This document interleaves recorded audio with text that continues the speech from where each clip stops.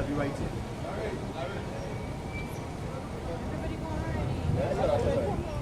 But what we're going to do, we're going to send the most critical person. Right, well, today we came to serve official notice on the court executive administrator, and I brought a copy of the letter so the members that we have at San Fernando Magistrate Court could be fully aware as to what we have done on their behalf. The letter seeks to itemize a number of important documents that is required by the PSA no later than Friday the 5th of August. Friday the 8th of August, sorry. Friday the 8th of August, instead of the document outlines a number of important documents that should, right, the letter points out a number of critical documents that are required by the PSA no later than the 8th of August, which is this Friday. We are asking for a town and country planning approval for this building. We are asking for a structural engineer's report on the building, given the age of the structure. We are asking for an indoor air quality test from a reputable firm, fire certificate from the fire authority, an OSHA report of compliance. We have triggered the process yesterday. We are here today. So far, there have been no OSH person here. The OSH agency will have up to 4 o'clock this afternoon to come to report here, because based on the law, they have 24 hours to report down here to investigate. Also, we are asking for electrical inspectorate certificate that the building electrical supply is steady and regular, and also a report on the health surveillance conducted since 2004. It has been reported to us persons they have contracted various illnesses of the respiratory system of the skin and different types, and even the immune system has been suppressed significantly by working in the building.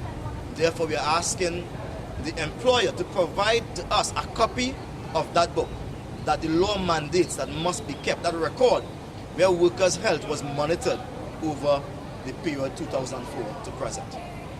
We have also extended our concern not only for San Fernando Magistrate Court, but to all of the judiciary buildings that house administrative support officers.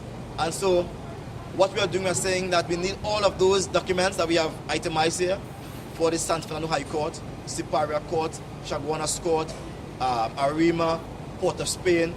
Wherever there is a court, even in Tobago, we want those documents. Failure to get those documents by Friday is going to give us the right to talk to our members and to advise them under the law they have a right to refuse to work. One of the most critical things for us is the fact that a fire certificate by law is mandatory under Section 26E.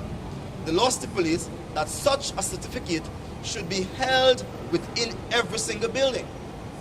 That certificate will say exactly where the building has an access and egress, where there are sufficient mechanisms to suppress a fire, to detect a fire, the amount of persons that should be in the building, and identify the times per year that a fire drill ought to be conducted. No, so far we have not been to a single establishment where there's a fire certificate.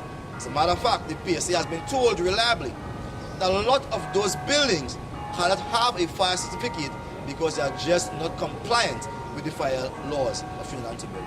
We are calling upon the state to make ready those fire certificates upon the PSA's inspection. If there is no fire certificate, there can be no occupation. All right? The penalty for that, for such a violation, is 6 months imprisonment and $10,000 and $1,000 for every single day they have violated the act.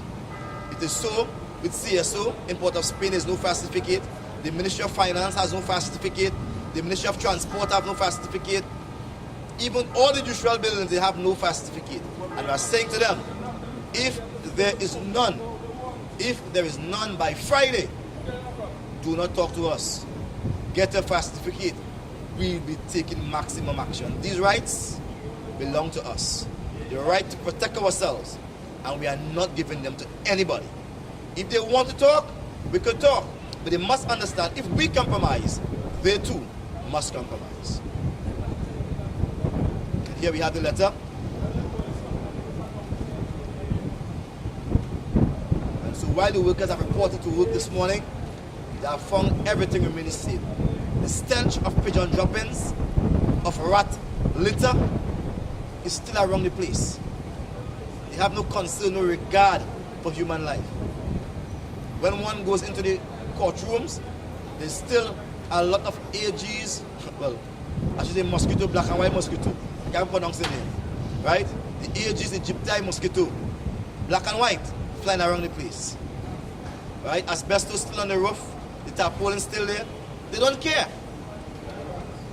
Toilets still overflowing, still leaking, still smell of raw, still sewage, still limited, still confined, and they want people to come here and work.